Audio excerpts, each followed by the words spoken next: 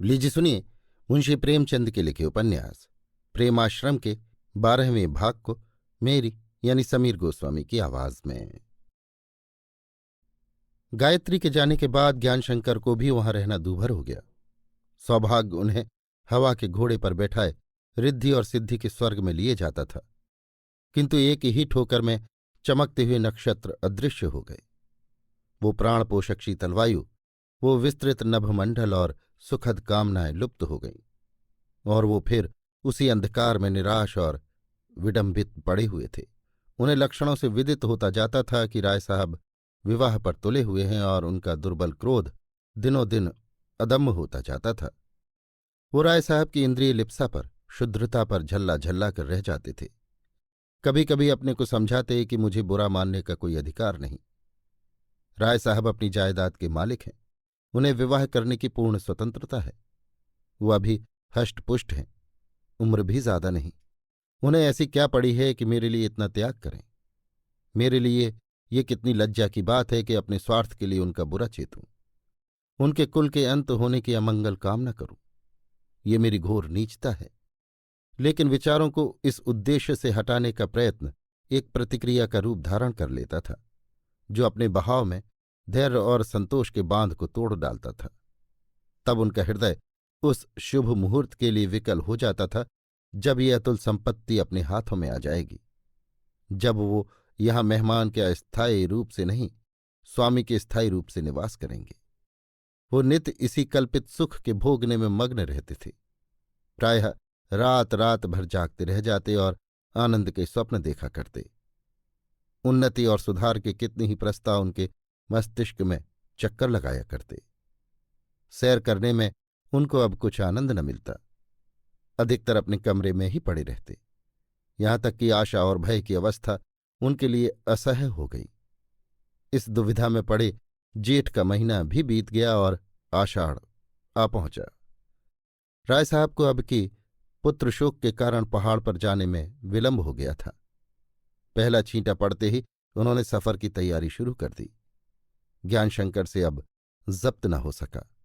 सोचा, कौन जाने ये नैनीताल में ही किसी नए विचारों की लेडी से विवाह कर लें, यहां कानो कान किसी को खबर भी न हो। अतः उन्होंने इस शंका का अंत करने का निश्चय कर लिया। संध्या हो गई थी। वो मन को दृढ़ किए हुए राय साहब के कमरे में गए, किंतु देखा तो वहां एक और महाशय विद्यमान थे। ये किसी कंपनी का प्रतिनिधि था और राय साहब से उसके हिस्से लेने का अनुरोध कर रहा था, किंतु राय साहब की बातों से ज्ञात होता था कि वो हिस्से लेने को तैयार नहीं है। अंत में एजेंट ने पूछा, आखिर आपको इतनी शंका क्यों है? क्या आपका विचार है कि कंपनी की जड़ मजबूत नहीं है? राय साहब, जिस काम में सेठ जगतराम और मिस्टर मंचूर जी शरीक हों, उसके विषय में ये संदेह नहीं हो सकता। एजेंट, तो क्या आप समझते हैं कि कंपनी का संचालन उत्तम रीत पर न होगा? राय साहब, कदापि नहीं। एजेंट, तो फिर आपको उसका साझीदार बनने में क्या आपत्ति है? मैं आपकी सेवा में कम से कम 500 हिस्सों की आशा लेकर आया था। जब आप ऐसे विचारशील सज्जन व्यापारिक उद्योग से पृथक रहेंगे तो इस अभागे देश की उन्नति सदैव एक मनोहर स्वप्न ही रहेगी। राय साहब, मैं ऐसी व्यापारिक संस्थाओं को देशोद्धार की कुंजी नहीं समझता। एजेंट, आश्चर्य से, क्यों? राय साहब, इसलिए कि सेठ जगतराम और मिस्टर मंचूर जी का विभव देश का विभव नहीं है। आपकी ये कंपनी धनवानों को और भी धनवान बनाएगी, पर जनता को इससे बहुत लाभ पहुंचने की संभावना नहीं। निस्संदेह आप कई हजार कुलियों को काम में लगा देंगे, पर ये मजदूर अधिकांश किसान ही होंगे, और मैं किसानों को कुली बनाने का कट्टर विरोधी हूं। मैं नहीं चाहता कि वे लोभ के वश अपने बाल बच्चों को छोड़कर कंपनी की छावनियों में जाकर रहें और अपना आचरण भ्रष्ट करें। अपने गांव में उनकी एक विशेष स्थिति होती है। उनमें आत्म प्रतिष्ठा का भाव जागृत रहता है। बिरादरी का भय उन्हें कुमार्ग से बचाता है। कंपनी की शरण में जाकर वो अपने घर के स्वामी नहीं, दूसरों के गुलाम हो जाते हैं और बिरादरी के बंधनों से मुक्त होकर नाना प्रकार की बुराइयां करने लगते हैं। कम से कम मैं अपने किसानों को इस परीक्षा में नहीं डालना चाहता। एजेंट, क्षमा कीजिएगा, आपने एक पक्ष का चित्र खींचा है, कृपा करके दूसरे पक्ष का भी अवलोकन कीजिए। हम कुलियों को जैसे वस्त्र, जैसा भोजन, जैसे घर देते हैं, वैसे गांव में रहकर उन्हें कभी नसीब नहीं हो सकते। हम उनको दवा दारू का, उनकी संतानों की शिक्षा का, उन्हें बुढ़ापे में सहारा देने का उचित प्रबंध करते हैं। यहां तक कि हम उनके मनोरंजन और व्यायाम की भी व्यवस्था कर देते हैं। वो चाहें तो टेनिस और फुटबॉल खेल सकते हैं, चाहें तो पार्कों में सैर कर सकते हैं। सप्ताह में एक दिन गाने बजाने के लिए समय से कुछ पहले ही छुट्टी दे दी जाती है। जहां तक मैं समझता हूं कि पार्कों में रहने के बाद कोई कुली फिर खेती करने की परवाह न करेगा।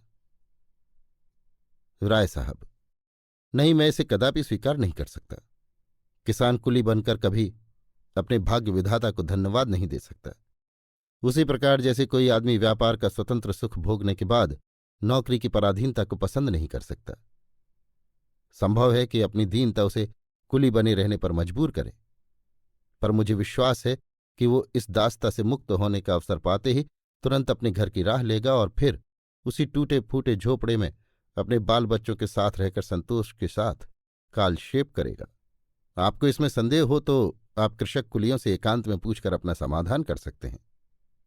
मैं अपने अनुभव के आधार पर ये बात कहता हूं कि आप लोग इस विषय में यूरोप वालों का अनुकरण करके हमारी जाति जीवन के सद्गुणों का सर्वनाश कर रहे हैं। यूरोप में इंडस्ट्रियलिज्म की जो उन्नति हुई उसके विशेष कारण थे। वहां के किसानों की दशा उस समय गुलामों से भी गई गुजरी थी। वो जमींदार के बंदी होते थे। इस कठिन कारावास के देखते हुए धनपतियों की कैद गनीमत थी। हमारे किसानों की आर्थिक दशा चाहे कितनी ही बुरी क्यों न हो, पर वो किसी के गुलाम नहीं हैं। अगर कोई उन पर अत्याचार करे तो वो अदालतों में उससे मुक्त हो सकते हैं। नीत की दृष्टि में किसान और जमींदार दोनों बराबर हैं। एजेंट, मैं श्रीमान से विवाद करने की इच्छा तो नहीं रखता, पर मैं स्वयं छोटा मोटा किसान हूं और मुझे किसानों की दशा का यथार्थ ज्ञान है। आप यूरोप के किसानों को गुलाम कहते हैं, लेकिन यहां के किसानों की दशा उससे अच्छी नहीं है।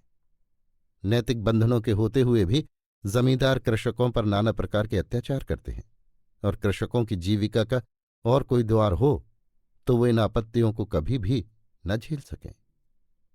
राय साहब, जब नैतिक व्यवस्थाएं विद्यमान हैं तो विदित है कि उनका उपयोग करने के लिए किसानों को केवल उचित शिक्षा की जरूरत है, और शिक्षा का प्रचार दिनों दिन बढ़ रहा है। मैं मानता हूं कि जमींदार के हाथों किसानों की बड़ी दुर्दशा होती है। मैं स्वयं इस विषय में सर्वथा निर्दोष नहीं हूं। बेगार लेता हूं, डांड बांध भी लेता हूं, बेदखली या इजाफा का कोई अवसर हाथ से नहीं जाने देता। असामियों पर अपना रोब जमाने के लिए अधिकारियों की खुशामद भी करता हूं। साम दाम दंड भेद सभी से काम लेता हूं, पर इसका कारण क्या है? वही पुरानी प्रथा, किसानों की मूर्खता और नैतिक अज्ञान। शिक्षा का यथेष्ट प्रचार होते ही जमींदारों के हाथ से ये सब मौके निकल जाएंगे। मनुष्य स्वार्थी जीव है और यह असंभव है कि जब तक उसे धींगा धींगी के मौके मिलते रहे वो उनसे लाभ न उठाए। आपका ये कथन सत्य है कि किसानों को ये विडंबना इसलिए सहनी पड़ती है कि उनके लिए जीविका के और सभी द्वार बंद हैं। निश्चय ही उनके लिए जीवन निर्वाह के अन्य साधनों का अवतरण होना चाहिए, नहीं तो उनका पारस्परिक द्वेष और संघर्ष उन्हें हमेशा जमींदारों का गुलाम बनाए रखेगा, चाहे कानून उनकी कितनी ही रक्षा और सहायता क्यों न करे। किंतु ये साधन ऐसे होने चाहिए जो उनके आचार व्यवहार को भ्रष्ट न करें, उन्हें घर से निर्वासित करके दुर्व्यसनों के जाल में न फंसाएं, उनके आत्माभिमान का सर्वनाश न करें। और ये उसी दशा में हो सकता है जब घरेलू शिल्प का प्रचार किया जाए और वो अपने गांव में कुल और बिरादरी की तीव्र दृष्टि के सम्मुख अपना अपना काम करते रहें। एजेंट, आपका अभिप्राय गृह उद्योग या कुटीर शिल्प से है? समाचार पत्रों में कहीं कहीं इनकी चर्चा भी हो रही है, किंतु इसका सबसे बड़ा पक्षपाती भी ये दावा नहीं कर सकता कि इसके द्वारा आप विदेशी वस्तुओं का सफलता के साथ अवरोध कर सकते हैं। राय साहब, इसके लिए हमें विदेशी वस्तुओं पर कर लगाना पड़ेगा। यूरोप वाले दूसरे देशों से कच्चा माल ले जाते हैं, जहाज का किराया देते हैं, उन्हें मजदूरों को कड़ी मजूरी देनी पड़ती है, उस पर हिस्सेदारों को नफा भी खूब चाहिए। हमारा घरेलू शिल्प इन समस्त बाधाओं से मुक्त रहेगा और कोई कारण नहीं कि उचित संगठन के साथ ये विदेशीय व्यापार पर विजय न पा सके। वास्तव में हमने कभी इस प्रश्न पर ध्यान ही नहीं दिया।